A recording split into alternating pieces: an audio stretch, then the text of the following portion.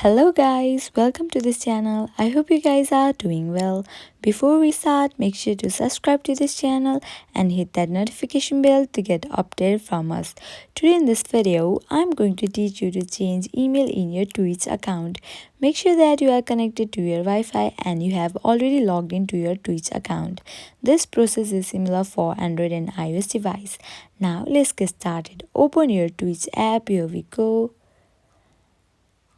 Now go to your profile, which is given at the top left corner. Tap on that. Now go to the settings option. Now go to security and privacy option. Now at the top you can see email option. Tap on that. Now you have to enter the new email here. After you have done that, tap on next.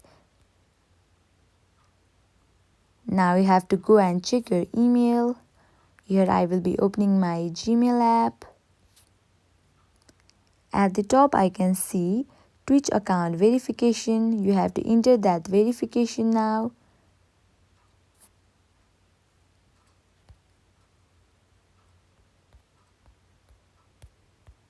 After you have done that, tap on submit.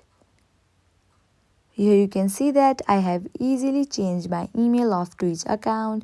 In this way you can also change your email of Twitch account.